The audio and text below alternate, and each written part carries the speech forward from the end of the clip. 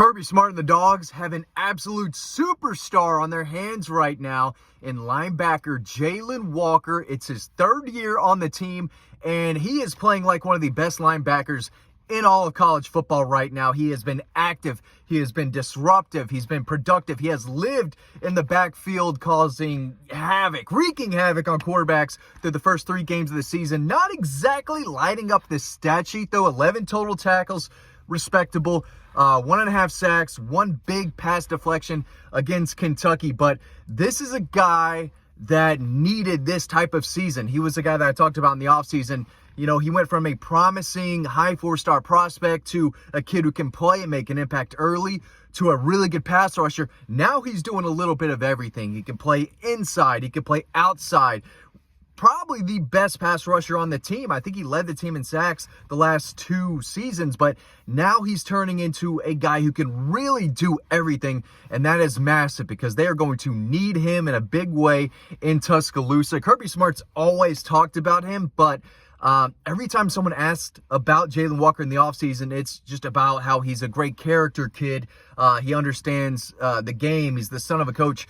But he never really told us that he was bound for a breakout season. Just said he's really good. He's really good. Didn't want to put those types of expectations on him. But he is playing out of his mind right now. Georgia does have Malachi Starks, who's a superstar at safety. Michael Williams coming back is going to be huge. But you know, they needed a guy who can be disruptive on just about every play, against the pass, against the run, and Jaylen Walker was that guy, and he has been this guy for the first 3 seasons. He was able to speak with the media a little bit earlier this week, and they asked him, you know, about his progression.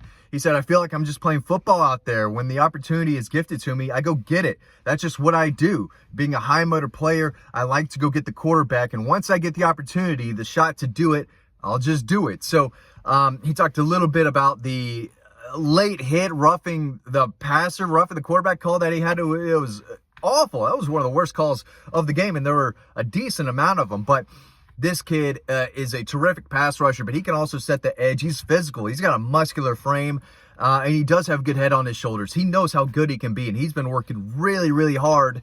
And now he's looking like a possible first-round pick. He always had that potential. I actually know a coach really well who coached him at the high school all-star game that he participated in. He called me. He said, Matt, I know you covered Georgia. They've got this kid committed. He's going to be a star. I've only been working with him for 3 practices now at this all-star game. Georgia's got a good one, and he's turning into that player for sure. You know, he was asked about the culture at Georgia and why he's doing so well, why he's been progressing. He said, our culture, being our culture, what they instill in us at the University of Georgia, being moment-led, doing moment by moment. We focus on each game individually. We don't skip ahead in the season. We don't backtrack. We don't do anything. We will be where our feet is planted. That's just what's given to me. That's the quote. It didn't sound like it was put together well. And I feel like we do a great job of keeping the main thing, something we've heard year after year after year.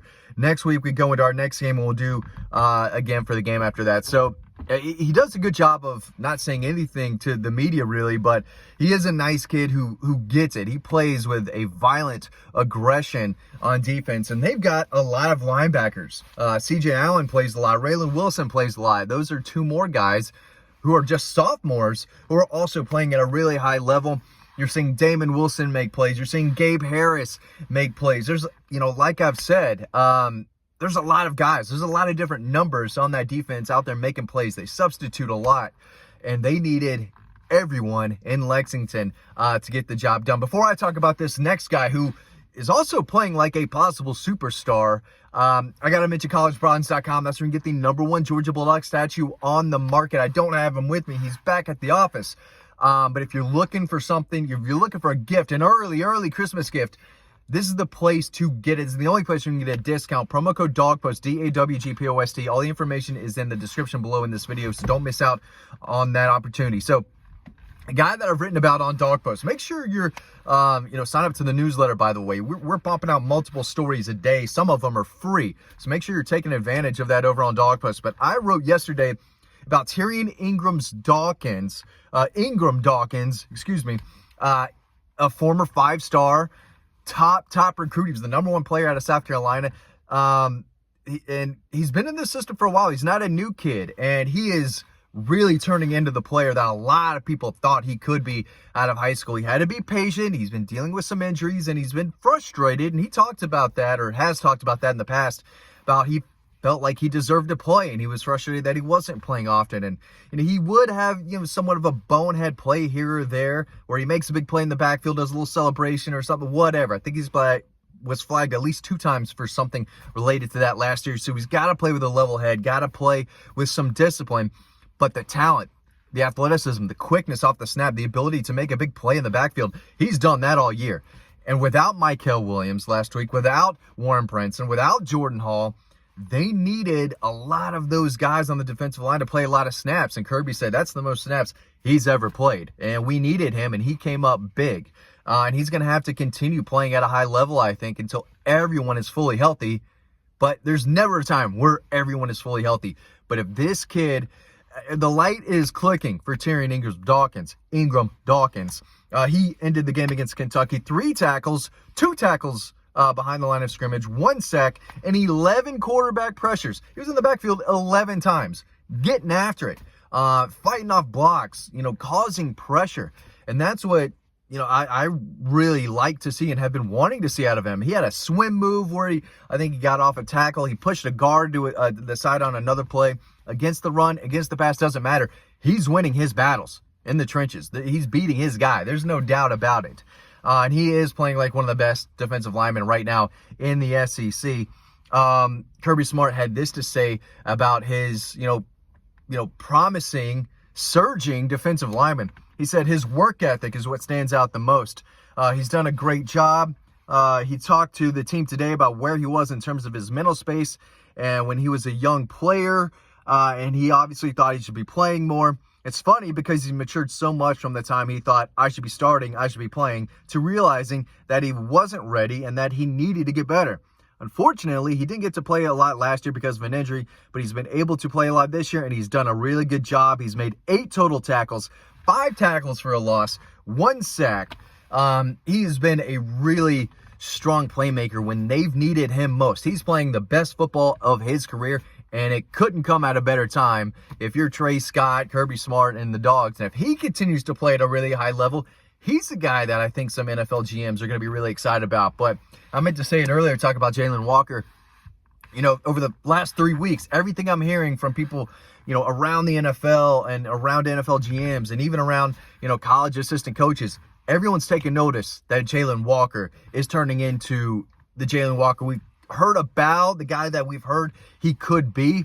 Right now, he's playing at it. So, and that's big. That is huge because that just makes things even easier for guys like C.J. Allen, Raylan Wilson, because of his versatility. If they need a guy at linebacker, they can put him there. If they need, if it's 3rd and long and they need a guy to get after the quarterback, he's probably your best option. You can move him out to the edge. That's where he's comfortable. That's where he played in high school.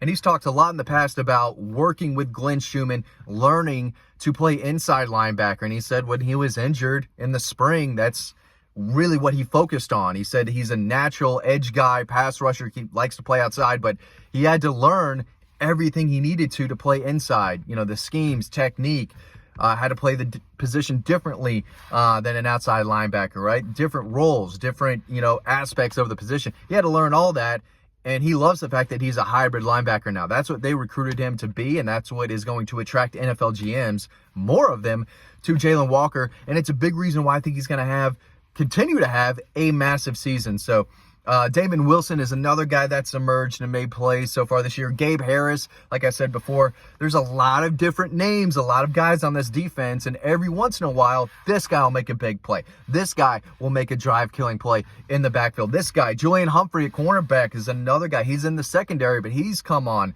and has started to take his game to another level. He's been outstanding in coverage. We knew he could run, right, out of high school. He was a track star out of Texas. We knew he could run. It was, can he learn the fundamentals? Can he learn the technique? Can he learn to be tough and, fight off a block and then go make a play against the run? Can he be physical? He's showing that he has improved in really all of his areas. He's been great in coverage, but he's shown the ability to dish out a pop, too, and a solid tackle, on a receiver that may be bigger than him. So He's come a long way. Jaylen Walker is quickly becoming one of the best defenders in the SEC and possibly college football. And Tyrion Ingram-Dawkins is one of the fastest rising, most productive players on Georgia's roster right now. He has been outstanding this year. They need him to be outstanding again when the Dogs travel to Tuscaloosa to take on the Tide. You can read about more about these players and a lot else over on Dog Post. Thanks for watching. Hope you learned something, and I'll see you over on the website.